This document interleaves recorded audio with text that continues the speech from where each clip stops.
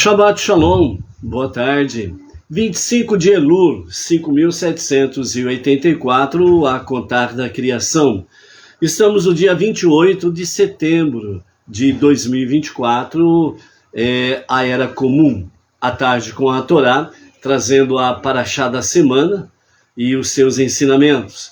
Nesta semana nós temos duas porções, duas Parashiot, para a nossa reflexão.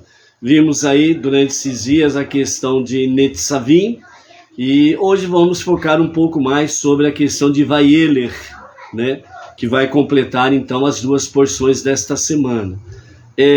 A porção Vayeler, ela contém para nós 30 versículos a serem estudados, então, fechando hoje, o sétimo dia da semana, onde fecha a Parashá da semana.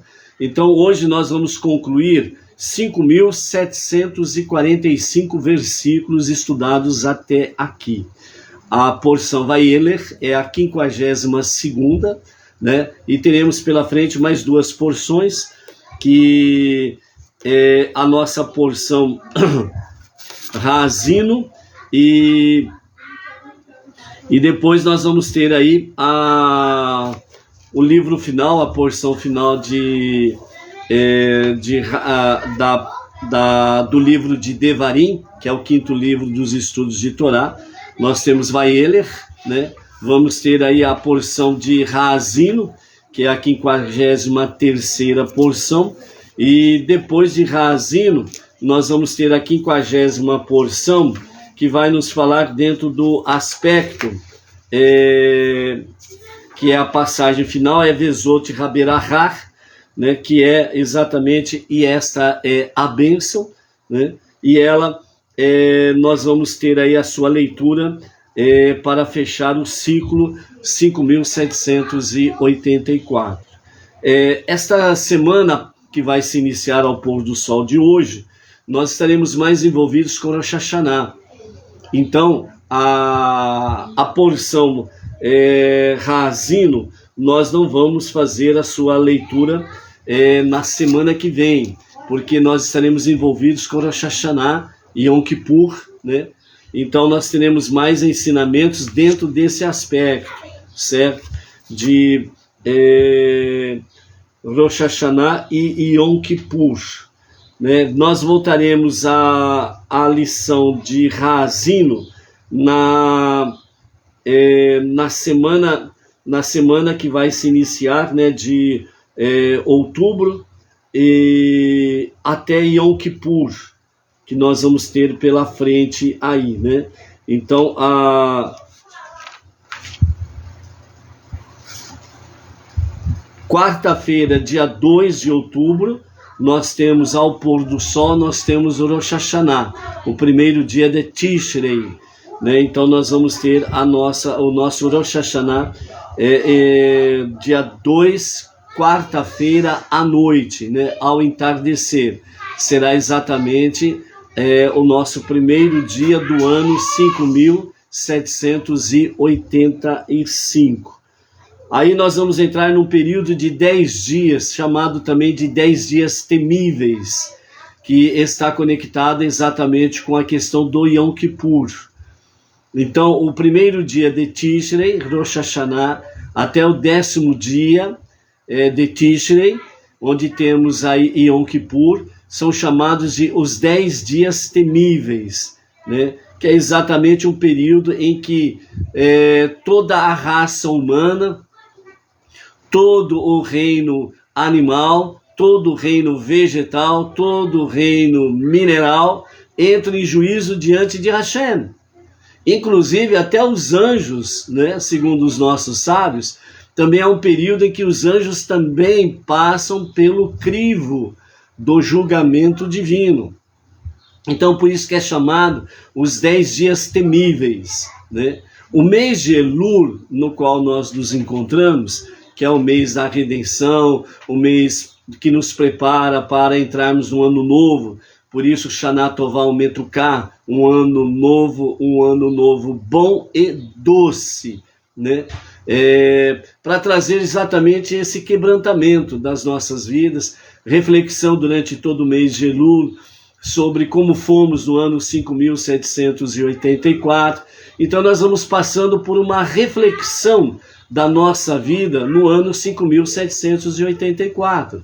Então, Rosh Hashanah é exatamente sobre a questão de nós estarmos nos preparando para podermos, né, de fato, como nos fala outra versão, né, ou outra forma de escrever, né, ou de saudar, né, Ketivá Dehatmat Tová Umetuká, né, que sejam escritos e selados para um ano bom e doce, né, que sejam escritos e selados, onde? No livro da vida, né, no livro de Hashem, para um ano bom e doce.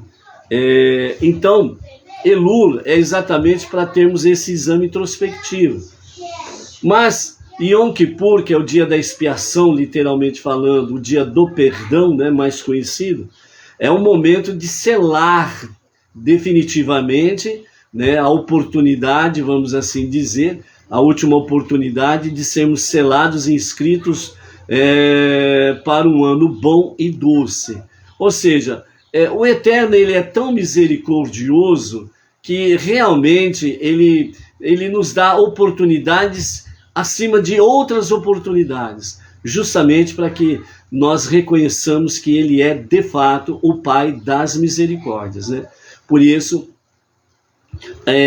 durante esse período, né, o Salmo 27, ele é lido até os últimos momentos de Yom Kippur. Começa no primeiro dia de Elul e vai até o final de Yom Kippur. São 40 dias, né, em que o Salmo 27 é recitado diariamente 2 vezes, nas preces da manhã e à noite. Depois das preces da noite, a última prece é exatamente o Salmo 27, nesse período de 40 dias, né? Então é exatamente para podermos o quê? O Salmo 27, ele tem 13 vezes, né, o nome do Eterno, Adot-Unai, né? Então, essa expressão de Hashem, que soma no total 13 vezes dentro do Salmo 27, está conectado exatamente com os 13 atributos de misericórdia de Hashem. Então é importante nós estarmos sempre vendo isso, que as misericórdias do Eterno são realmente maravilhosas, elas são eternas, e essa conexão que nós precisamos ter de acordo com a questão do Salmo 27, né? Então são esses aspectos. E durante o mês de Elul, né, nós temos aí também, né, o Salmo 27, ele é recitado até Sukkot, né, melhor dizendo, até o final de Sukkot. O livro de Salmos, melhor dizendo, o livro de Salmos, ele é lido desde o primeiro dia de Elul, além dos salmos normais que a conta no mês judaico. No mês de Elul, depois da leitura dos salmos diários, então são acrescentados 3 salmos. Esses 3 salmos serão concluídos realmente até o final de Yom Kippur, onde se completa a leitura do livro de Salmos completo, né? Então, durante o mês de Elul, nós temos os salmos normais, e o livro de Salmos é lido completamente no mês de Elul. Depois do primeiro dia de Tishrei, começa novamente as leituras mensais do livro de Salmos, e continuam sendo até o final de Yom Kippur os 3 salmos, para fazer a leitura completa do livro de Salmos, desde o dia 1º de Elul até o final de Yom Kippur, durante 40 dias, ok? Hoje, até o pôr do sol, nós estamos no dia 28 de setembro, né, de 2024, e dentro do mês de Elul nós estamos no dia 25 de Elul. Então, os salmos de hoje são os salmos 73, 74 e 75. Quem fez a sua leitura de manhã vai fazer à noite antes de dormir. Quem ainda não fez, né, por alguma razão, ainda tem até o pôr do sol para fazer a leitura dos 3 salmos do mês de Elul, 73, 74 e 75. Ok? Então, essas são as nossas aí considerações iniciais dentro desse aspecto.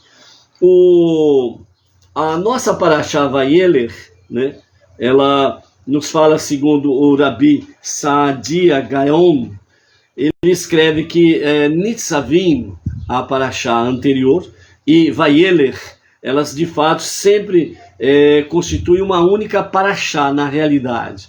Por isso que normalmente elas são lidas juntas, né? Vayeler, quando é lida separadamente, nós podemos ainda aprender uma lição sobre a leitura conjunta de Nitzavim e Vayeler juntos. Mesmo quando são lidas separadamente, a sequência dos estudos de Nitzavim e Vayeler traz realmente sempre um contexto de juntos, né? De uma única Parashá. Vayeler significa andou ou passou, né? Dentro desse aspecto. Então, à primeira vista, os dois termos, Nitzavim e Vayeler, parecem diametralmente opostos, porque Nitzavim significa firmemente de pé, e Vayeler significa andou, né? E ele andou, que indica movimento. Então, assim, qual a lição a ser aprendida da combinação entre firmemente de pé e mover-se, né? Então, firmemente de pé significa estabilidade, firmeza, determinação, né? Então, é firmemente em pé.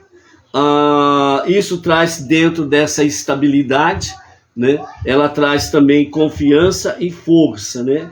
Por exemplo, um rei permanece parado em seu trono, e aqueles que desejam vê-lo devem vir de longe, certo? Mover-se, por outro lado, é um sinal de crescimento e expansão que traz essa mensagem. Assim, a combinação simultânea entre Nitzavim e Vayeler, ou seja, firmemente em pé e mover-se, representa a habilidade de a pessoa crescer sem comprometer a sua posição de força anterior, firmemente em pé. Ou seja, firmemente em pé, que representa estabilidade, confiança e força, né? E quando vem para Vayeler, mover-se, então esse mover-se não dispensa em hipótese nenhuma a característica de Nitzavim, firmemente em pé, que significa estabilidade, confiança e força. Então essa habilidade da pessoa de mover-se, e dentro do aspecto da mensagem espiritual da Torá, o mover-se significa expandir, crescer, né? Ir além, certo? Então não compromete em hipótese nenhuma, né, a estabilidade, a confiança e a força em Hashem, né? Ou seja, de todas as formas, nós não podemos jamais abandonarmos a nossa posição diante de Hashem. Alguns exemplos práticos. Quando a pessoa cresce em seu conhecimento de Torá, há o perigo de que sua recém-adquirida sofisticação possa influenciar negativamente sua qualidade anterior, que é de uma fé simples e dedicação. A lição de nossa Parashá se refere à necessidade da pessoa reter o seu forte fundamento da fé simples, ou seja, firmemente de pé, estabilidade, confiança e força, certo? Então, a lição da nossa Parashá se refere à necessidade da pessoa reter seu forte fundamento de fé simples, que é confiável sob todas as circunstâncias, mesmo quando o intelecto falha, e não permitir que este seja maculado pelo entendimento. Um outro exemplo que nós podemos dar aqui é algo que a gente encontra, infelizmente, né? Várias vezes a gente encontra na nossa jornada aí. É a questão do entendimento. A pessoa cresce em seu conhecimento de Torá. O que normalmente nós temos observado entre os não-judeus, certo? É esse perigo. A pessoa ela adentra ao judaísmo no conhecimento, ou conhecimento judaico da palavra, e muitas vezes começa a estudar sozinho. Às vezes começa realmente a pesquisar um monte de rabinos pela internet, que é o que não falta, né? E muitas vezes tem até pseudos rabinos que na realidade não são rabinos, certo? São pseudos rabinos, né? Outros são pseudos morê, que é professores, por assim dizer, de Torá, e companhia limitada vai aí afora, certo? E aí o que acontece? A pessoa ela pega um certo conhecimento, puxa, olha, descobri isso, descobri aquilo, olha, eu não sabia isso, eu agora comecei a saber, realmente a idolatria não está certo, eu vou entrar nesse monoteísmo judaico aqui, vai. E a pessoa ela aumenta o seu conhecimento, ela aumenta o seu entendimento, certo? Não restam dúvidas.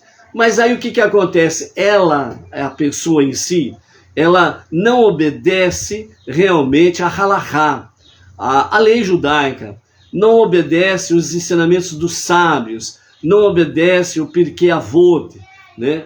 Que traz para nós o conhecimento e os ensinamentos dos sábios. Onde fala lá no capítulo 1, verso 6, dizendo, escolha um rabino para si e sigam. Não está falando para você escolher um pseudo-rabino. Rabino é aquele que é judeu, aquele que fez uma yeshivá devidamente reconhecida dentro do mundo judaico, e não pseudos, entre aspas, formados em teologia, que acaba se intitulando rabino. Não, rabino tem que ser judeu, tem que ser estudado numa yeshivá judaica, com inspeção realmente de rabinos ortodoxos judeus, e depois de um vasto e longos anos de estudos, então é formado no rabinato, com o devido reconhecimento do rabinato de Jerusalém, do rabinato dos Estados Unidos. Essa é a realidade. Ou seja, os verdadeiros rabinos estão dentro desse aspecto. Então, por isso falo Pirkei Avot, escolha um rabino e sigam. Por quê?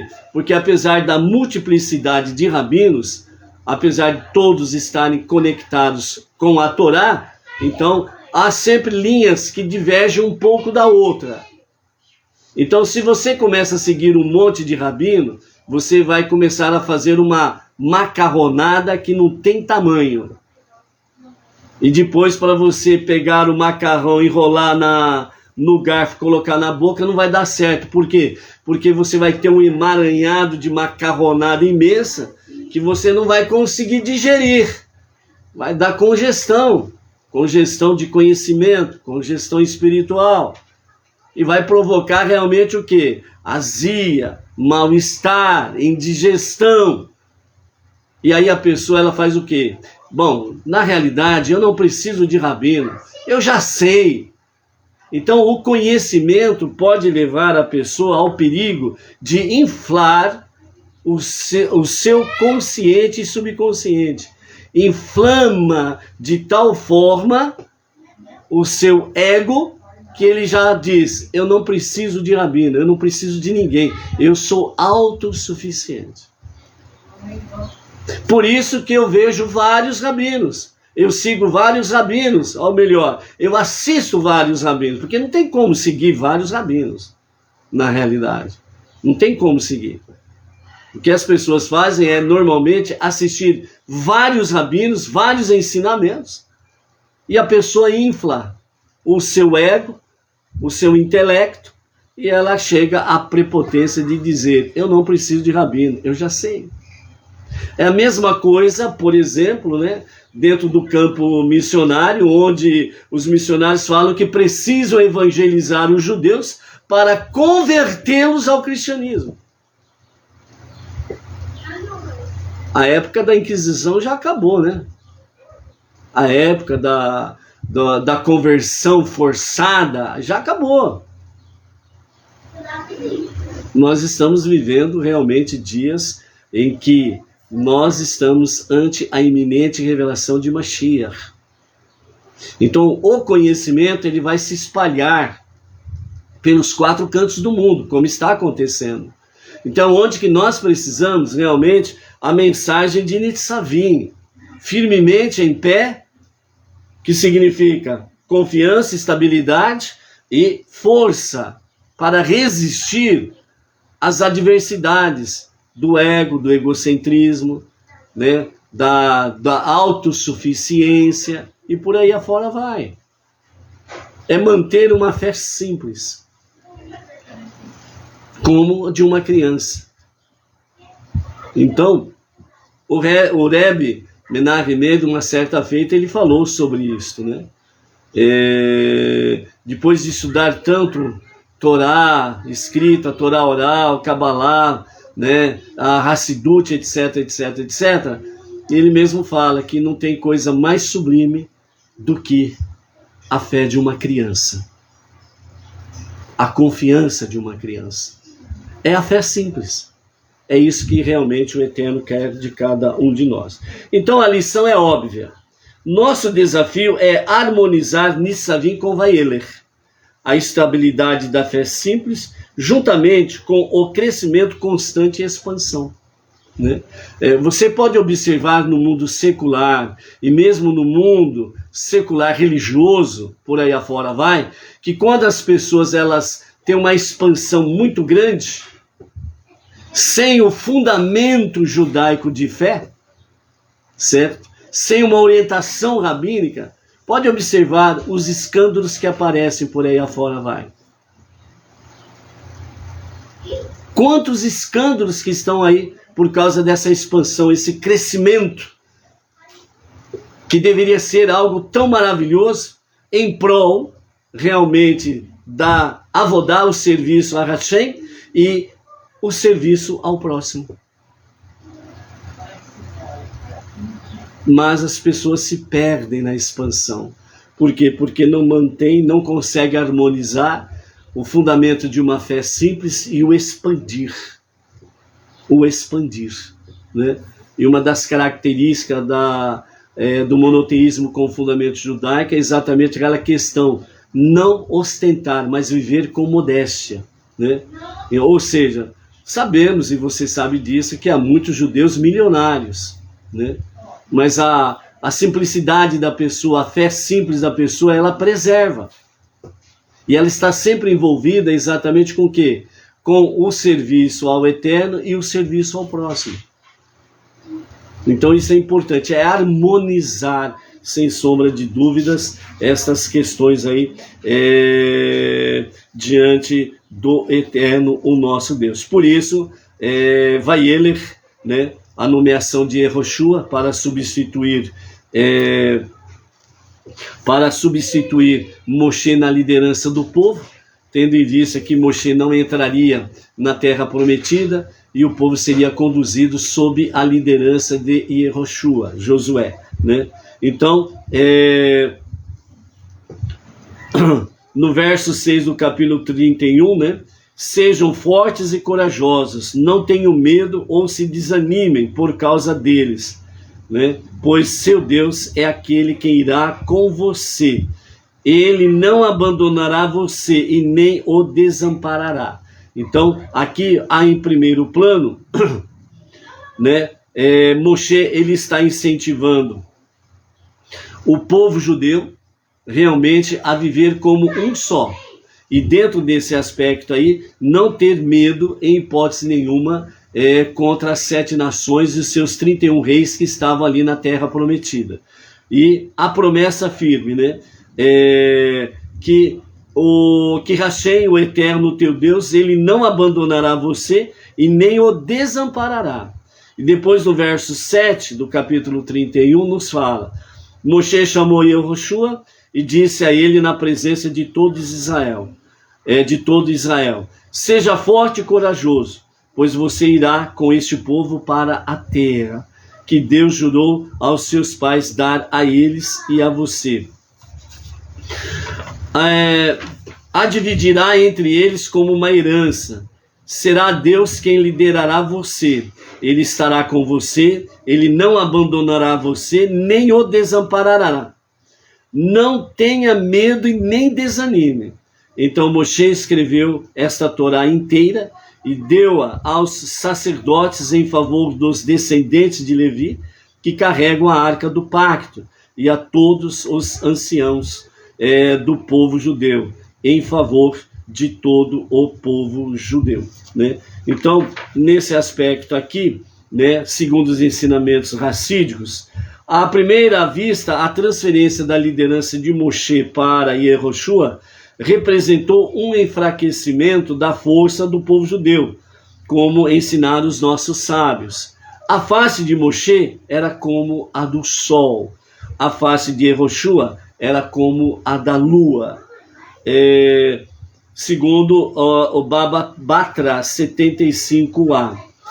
Se o povo judeu tivesse merecido entrar na terra de Israel sob a liderança de Moshe, a conquista teria sido instantânea e miraculosa. Não haveria literalmente guerra.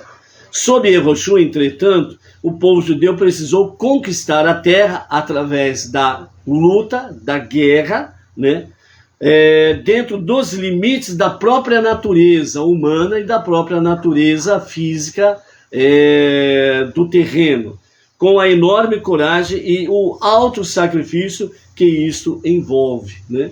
Ou seja, sob a liderança de Moshe, se entrasse na terra prometida, né? Então a posse da terra e a vitória sobre os inimigos, né, as 7 nações e os 31 reis, seria algo assim, no estalar de dedos. Mas com Yehoshua não. Com Yehoshua precisou a batalha, a guerra. Como que nós podemos diferenciar uma questão da outra, no sentido de podermos aprender as lições sobre conquista? Pelos méritos de Moshe, obviamente, se o povo entra sob a liderança de Moshe à terra prometida, o povo não precisaria fazer esforço nenhum. Só pelos méritos de Moshe, a conquista seria milagrosa, sobrenatural, sem levantar um único fio de cabelo, por assim dizer, certo? Com Yehoshua, a diferença é que o povo teve que se esforçar, o povo teve que labutar, o povo teve que vencer os seus desafios, o medo, a incerteza, a visão, né, de inimigos poderosos, porque as 7 nações eram muito mais poderosas do que o povo judeu. Eram 7 nações e 31 reis. Entendeu? Então, quer dizer, eles eram muito mais numerosos e muito mais poderosos em questão de batalha, de luta. Mas vejam bem a palavra, né, que Moshe trouxe para o povo e trouxe para Yehoshua, no sentido de que Deus entregará os teus inimigos em suas mãos e vocês agirão com eles de acordo com os mandamentos que eu instruí a vocês, certo? Então, a posse da terra já era garantia. Não tinha como evitar que o povo judeu não tomasse posse da terra. Agora, o que tinha que ser feito são os meios. E um deles foi exatamente a retenção de Moshe fora da terra prometida. Outros sábios falam que se Moshe entrasse com o povo na terra prometida, a era messiânica iniciaria exatamente naquele momento. Então esse também é um dos aspectos, o porquê que Moshe não entrou na terra prometida com o povo, porque não era o momento ainda da revelação do justo e o verdadeiro Mashiach. Por isso, em cada geração, né, aquele personagem que se dedicava como líder, sobre o povo judeu, ele já tinha em si uma garantia de um potencial de revelar-se como Mashiach. Em todas as gerações até o presente momento, essa sempre foi uma realidade judaica, uma realidade de Torá, os 5 primeiros livros da Bíblia. Então, por isso, realmente, né, quem quer aprender a verdade sobre Mashiach precisa procurar o entendimento judaico, com orientação rabínica. Fora, vai ter meias verdades, meias mentiras, e as pessoas vão acabar cada vez mais confusas, né? Sem saber direito das coisas. Um exemplo simples, né? Sem uma base judaica, sem um conhecimento judaico, sem uma orientação rabínica, né? Os povos acreditam no Apocalipse, o fim do mundo, que vai simplesmente o que acontecer aí a Terceira Guerra Mundial. Vai ter guerra nuclear para todo lado, vai explodir tudo e o mundo vai virar pó no universo. E ainda tem aqueles que acreditam que vão ser tirados da terra e vão morar no céu. Só se virar estrelinha, né? Se virar estrelinha lá no céu, ainda vai, né? Morar no céu. Então, são conhecimentos sem fundamento no verdadeiro monoteísmo, com fundamento judaico, aí começam a criar um monte de coisa que não tem sustentação, entendeu? Então, por isso, realmente,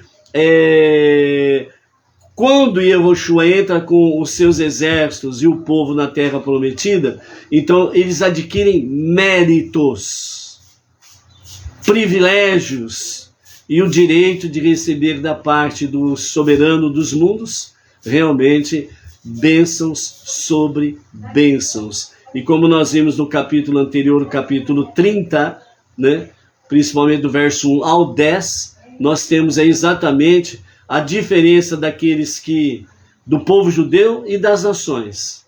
Daqueles que amam o povo judeu e daqueles que odeiam o povo judeu. Então, aqueles que odeiam o povo judeu e as nações inimigas, declaradamente inimigas de Israel, as maldições os perseguirão, os alcançarão e serão destruídos. É o capítulo 30, verso 1 a 10, ok? E essa é uma realidade. Essa é uma realidade, né? Você vê aí, por exemplo, né? Essa semana nós tivemos aí na ONU, né? O discurso do primeiro-ministro de Israel. E o que aconteceu? As nações que odeiam o povo judeu, que odeia Israel, se levantaram e saíram do plenário. Deram as costas ao primeiro-ministro de Israel, que foi ali defender o povo judeu das mentiras que os preletores, né, que tiveram ali antes dele, falaram um monte de abobrinha contra Israel. E não fizeram absolutamente nenhuma crítica aos terroristas que fizeram crueldades e abominações com cidadãos judeus. Vejam bem que a crueldade foi tanta que judeus de várias nacionalidades, porque uma boa parte de judeus tem dupla nacionalidade, brasileiro-judeu, né, judeu-brasileiro, judeu-americano, judeu-alemão, etc, etc, etc, etc, etc. Então, aqueles jovens que foram assassinados de forma cruéis, estuprados, queimados vivos, etc, etc, sequestrados, etc, etc, certo? Estas nações inimigas do povo judeu, elas simplesmente não falaram absolutamente nada contra. Muito pelo contrário, só falaram contra Israel. Por que contra Israel? Porque criticaram Israel, o seu direito de viver e existir. E os países que abandonaram, né, são países que vivem uma ditadura, ou são amiguíssimos dos ditadores, e por aí afora vai, que onde não existe nenhum direito humano. Países em que não existe liberdade de expressão. São aqueles, né, que se levantaram e abandonaram o plenário, né? E por aí mostra também outra realidade, né? Triste, né? A ONU, que significa Organização das Nações Unidas. Unidas? Onde?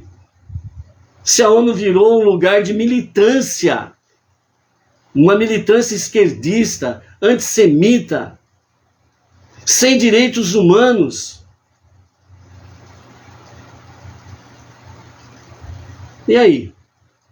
Há pouco tempo deram o secretariado lá dos direitos humanos para um país ditador, onde as mulheres são simplesmente assassinadas, sem direito à autodefesa, sem direito à defesa do processo legal. Só porque apareceu lá um fiozinho de cabelo fora do véu dela lá, pronto. Tem que ser castigada em público, chicoteada, morta em público como exemplo. Então vem por aí, onde esses países, né, onde tem muita gente que sofreu lavagem cerebral, né, onde os homossexuais e do LGBTQ mais não sei o que lá, certo? Simplesmente, se tiverem nesses países, são assassinados. E tem um monte de gente aí que fica defendendo esses países, patati patatá, e não conhece a realidade. Porque a lavagem cerebral só tem minhoca na cabeça, só tem lavagem daquilo que não presta, e por aí afora vai. Entendeu? Então essa é a questão. Então, Organização das Nações Unidas, que deveria ser de fato, para ser uma organização de Nações Unidas, na realidade é a Organização das Nações Desunidas, a Organização das Nações Ditatoriais, e daquilo etc, etc, etc, etc. Entendeu? Então essa é a questão que nós precisamos viver aí, né? Estamos vivendo aí, certo? Então, por isso que mais e mais se avizinha, com outros detalhes mais, a revelação iminente de Mashiach a qualquer momento mesmo. Amém, vê amém. Né? O Robson e a Cristina Torresan, né? Lá dos Estados Unidos, conexão direta aqui com a tarde com a Torá, Baruch Hashem, né? Aí colocando, né, a posição do nosso presidente, né? E a sua primeira-dama, totalmente antissemitas. É uma realidade, né? Então essa é a questão aí, né? Então por isso, né, os Benei Noach, os que amam o povo judeu, os que amam de fato a paz de Jerusalém, né, para o povo judeu, precisamos muito das nossas preces em favor de Israel, do povo judeu, e para que Mashiach se revele a qualquer momento mesmo agora. Amém, vê amém. Ok? Então, por isso, essas duas parashiot, né, Nitzavim, firmemente em pé, e Vayeler, expandir, é um desafio para nós nos dias atuais, porque realmente, amados, muitos estão e ainda outros irão sucumbir diante desse desagravo total que há no mundo aí fora, né? Então nós estamos assim, vamos dizer, nós estamos na divisão de águas. É um momento em que as pessoas realmente buscam as águas límpidas, a Torá, os 5 primeiros livros bíblicos, os seus ensinamentos, as 7 leis de Noah, as suas ramificações, o monoteísmo com fundamento judaico e orientação rabínica, de rabino mesmo, não é de rabinos aí fantasiados não, ok? E cisternas, aquelas cisternas rachadas, que acumulam águas sujas, né? Águas turvas, que é meio conhecimento de verdade e meio conhecimento de mentiras. Então é aquela água que ela é opaca, né? Ela é aquela água que não é límpida, né? Ela parece às vezes que é limpa, né? Na hora que baixa a sua sujeira, então ela dá uma limpada superficialmente nas águas, né? Mas aí na hora que dá uma mexida na água, a sujeira de baixo ela se mexe, vem para cima e mistura com toda a água, cisternas rotas, né?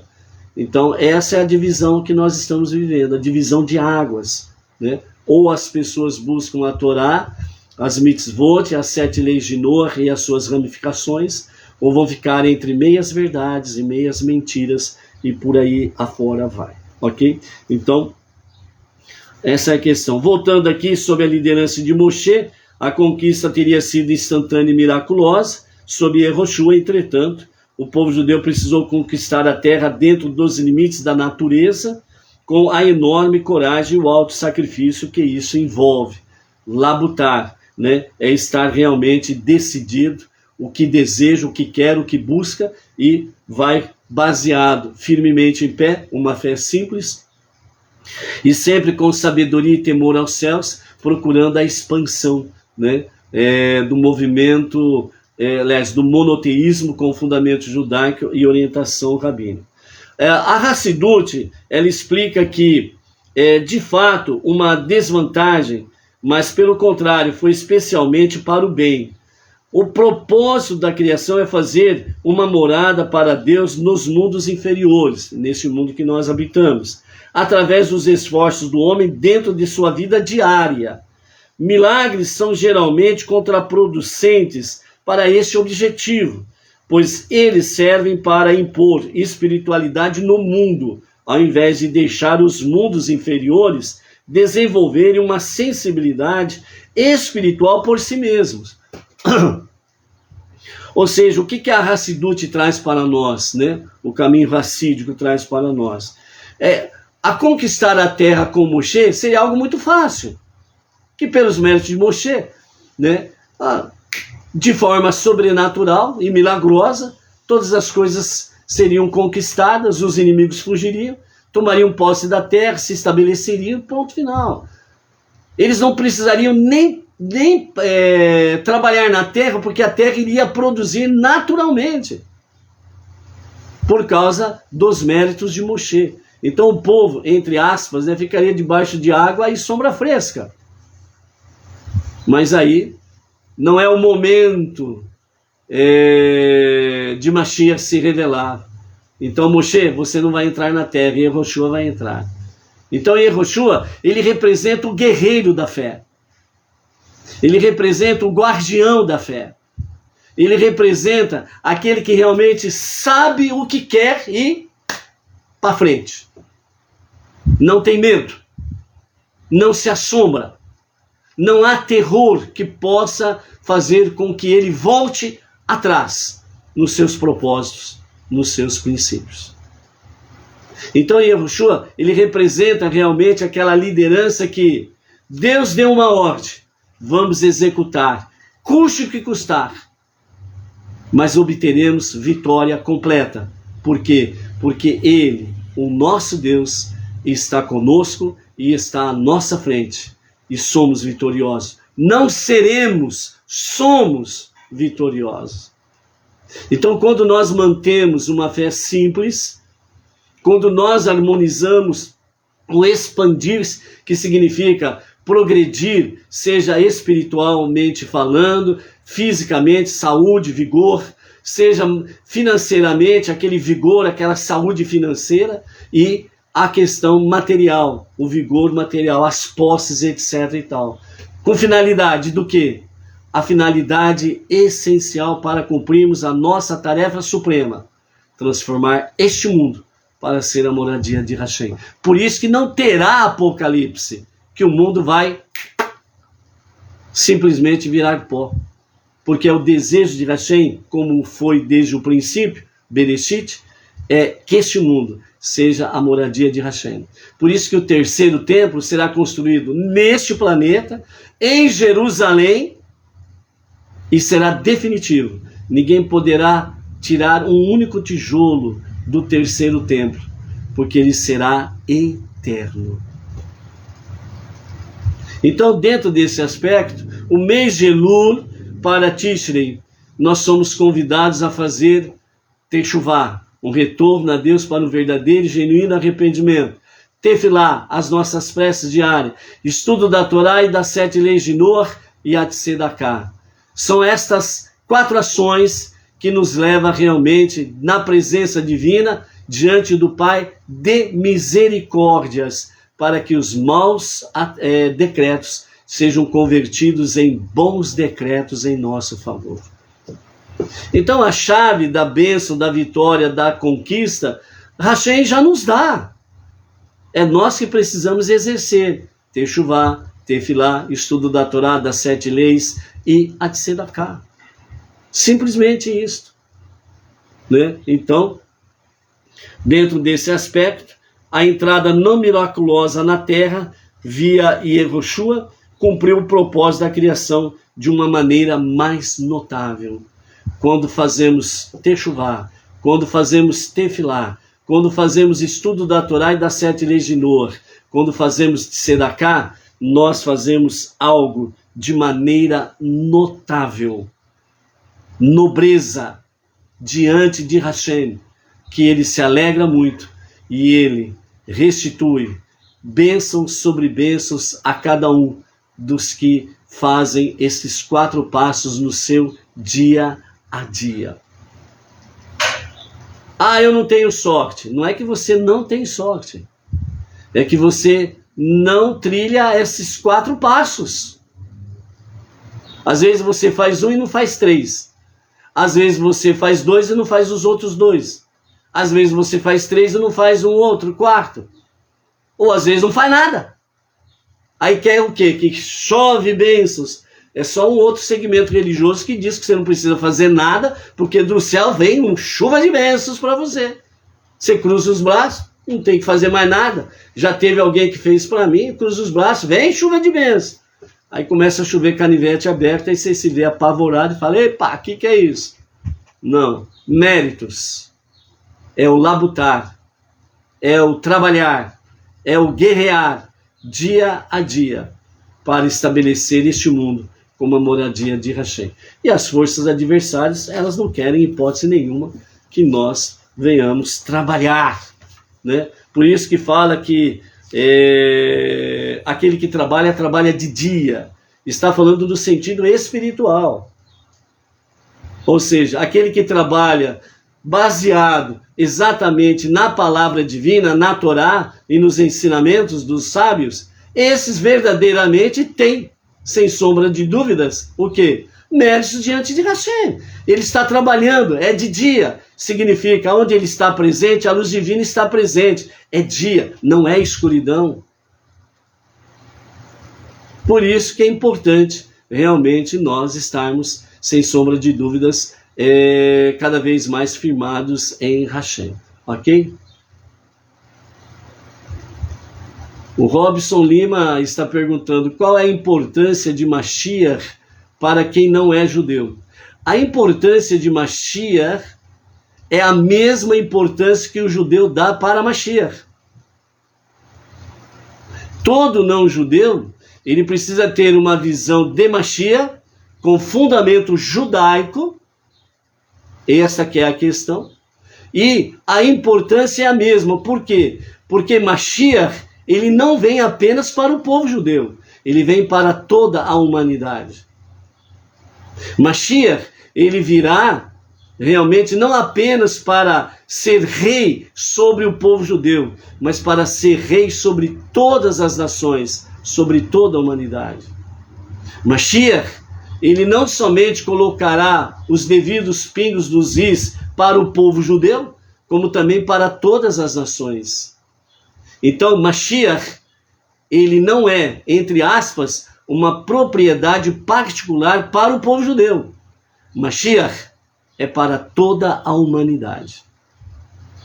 Então, quando se conhece a verdade de Mashiach com fundamento judaico e com a orientação rabínica, a importância é a mesma. Por quê? Porque Mashiach não será apenas para o povo judeu, mas Mashiach será para toda a humanidade. Porque não somente o povo judeu será restaurado às suas funções originais, mas as nações também serão restauradas às suas funções originais. andar ombro a ombro com o povo judeu no serviço a Hashem. Porque, como diz várias profecias, né, pessoas dentre as nações convergirão para Jerusalém junto com o povo judeu para adorar o único verdadeiro Deus. Então, Mashiach, o rei judeu, ele estará conduzindo o povo judeu e as nações a prestar serviço e adoração ao único Deus, Hashem, o Eterno. Então a importância ela é magnífica dentro desses aspectos aqui. Uma palavra do nosso Rebbe Menachem Mendel para com nossa questão aqui, nos fala ali no capítulo 31, versos 10 a 13, né? Moshe transmitiu ao povo judeu o mandamento de Deus de se reunir uma vez a cada 7 anos durante a festa de Sukkot, para escutar o seu rei ler passagens específicas da Torá. Por mais que de qualquer forma já tinha sido ordenado ao povo judeu estudar a Torá, essa cerimônia foi concebida para inspirar uma renovação no seu comprometimento ao pacto que Deus firmou com ele. Moshe disse a Yehoshua: na Assembleia de Sukkot, como seu futuro rei, você deve ler esta Torá diante de todo Israel. Ou seja, o objetivo de tal reunião de todo o povo era fortalecer os fundamentos da educação e observâncias judaicas. Portanto, é possível se cumprir este mandamento até hoje em dia. Primeiramente, devemos congregar, nos reunirmos, as diversas facetas de nossa personalidade e imbuí-las com conhecimento e reverência ao único Deus. Uma vez que estejamos imbuídos de tais qualidades, devemos congregar nossas famílias periodicamente e fortalecer entre nós o espírito de amor familiar e camaradagem, amor ao próximo. Finalmente, precisamos reunir todos os grupos dos nossos conhecidos, tanto no trabalho, escola ou sinagoga, familiares, amigos, de círculos mais amplos e demais categorias, para influenciar positivamente a maior quantidade possível de pessoas, intensificando nelas o compromisso para com os valores e estilos de vida de Torá, baseados no amor e reverência a Deus. Cumprir este mandamento na medida mais amplamente possível produzirá uma resposta recíproca de Deus, e ele nos possibilitará voltar a cumpri-lo na prática da melhor maneira possível, reunindo todo o povo no templo sagrado reconstruído. Aí, então, vamos ouvir a Torá sendo lida pelo maior de todos os reis judeus, Mashiach. Essa é a palavra que o nosso Rebbe traz sobre a questão de ser um rei judeu. Ou seja, nos dias de Yehoshua, nos dias de um rei David, de Salomão, né, tinha essa reunião, né, dos demais reis do povo judeu. Tinha essa reunião em que, uma vez a cada 7 anos, o povo era todo reunido em Sukkot, e o rei, ele saía do seu trono, e ele, junto com o povo, ia ler a Torá, e todo o povo iria ouvir, ou ouvia, né, o rei fazendo a leitura da Torá. Não de um pedacinho da Torá, de toda a Torá. E um dos objetivos era fazer com que o quê? Que o rei, ele estivesse de fato junto com o povo, na presença divina. Mostrasse desta forma que o rei, junto com o povo, é um só. Que o rei não é mais do que qualquer pessoa mais simples do povo, diante de Deus, diante do Eterno. E o rei Mashiach, ele vai voltar a cumprir isto. Ele vai voltar a cumprir esta halachá, Ele lerá a Torá diante de todo o povo judeu e representantes das nações que estarão em Sucote, lá em Jerusalém. E Mashiach, junto com o povo, estarão adorando o único e o verdadeiro Deus. Porque Mashiach, ele não é Deus, ele é um ser humano, dotado de uma sabedoria que está acima de qualquer sabedoria humana. Então, por isso, realmente, o conhecimento básico dentro da Torá, com o conhecimento judaico, é fundamental para que nós possamos viver os nossos dias cumprindo a nossa tarefa suprema, que é, de fato, transformar este mundo para ser a moradia de Hashem. Como que nós podemos vivenciar, entre aspas, esses dias de rei na prática da leitura da Torá? É o que acabamos aqui, o nosso Rebbe Menachem Mendel orienta, né? Precisamos reunir todos os grupos de nossos conhecidos, os Benei Noach, por exemplo, tanto no trabalho, escola, né, sinagogas, familiares, amigos e círculos mais amplos e demais categorias, e influenciar de forma positiva a maior quantidade possível de pessoas, né, intensificando nelas o compromisso para com os valores e estilos da vida da Torá, baseados no amor e reverência ao único e o verdadeiro Deus. Ok? Baruch Hashem. Amados, vamos, que a hora está avançando, não perca a sua tarefa suprema de vista. Mantenha o foco dentro desse aspecto aí, ok? Domingo agora, domingo, segunda, terça e quarta, né? Então nós teremos aí, domingo é dia 29, né, de setembro, segunda-feira é dia 30, terça-feira dia 1º de outubro e quarta-feira dia 2 de outubro. Então domingo, segunda, terça e quarta são os dias da Selihot, as preces penitentes, certo? Então nós estaremos transmitindo por esse canal aqui, o Facebook, né? Domingo, segunda, terça e quarta-feira, a partir das 6 horas da manhã, as preces penitentes, Selihot.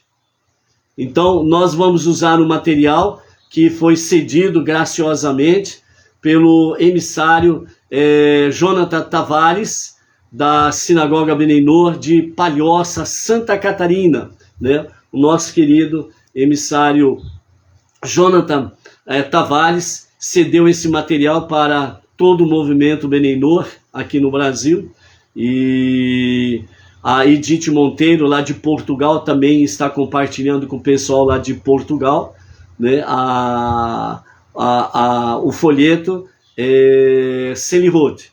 Se por acaso alguém ainda não recebeu, né, entra no nosso zap aí, 14 997150241. Entra no nosso zap que a gente envia o PDF aí para acompanhar. Então, domingo, segunda, terça e quarta, a partir das 6 horas da manhã, estaremos aqui fazendo a Selihot, as preces penitentes antes de Rosh Hashanah. E na quarta-feira, né, ao pôr do sol, dia 2 de outubro, nós estaremos adentrando no primeiro dia de Tishrei, né, onde nós estaremos aí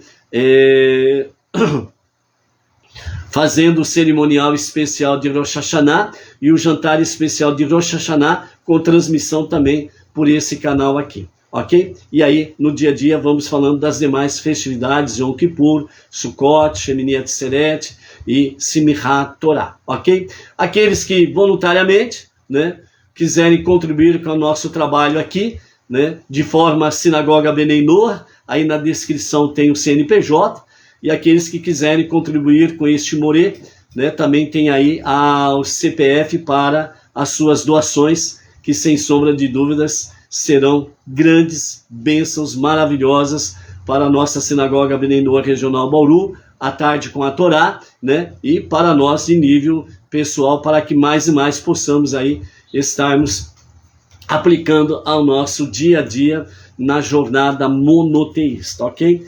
A Havdalah, ela acontecerá hoje às 18 horas e 52 minutos, né? É o momento da Havdalah, ok? Domingo de manhã, 6 horas da manhã, né? Nós estaremos aí na nossa Selihot. É o nosso próximo encontro. Shabbat Shalom, Shabbat Tov, e que juntos possamos realmente, né? Como diz a expressão, né? Deixa eu pegar aqui para não errar nenhuma palavrinha aqui, né? Para não ficar dúbia. Ketivá vechatimá tová umetuká. Que sejam escritos e selados para um ano bom e doce. Ou de forma resumida, Shana tová umetuká. Um ano bom e doce. Shalom, shalom. Até mais.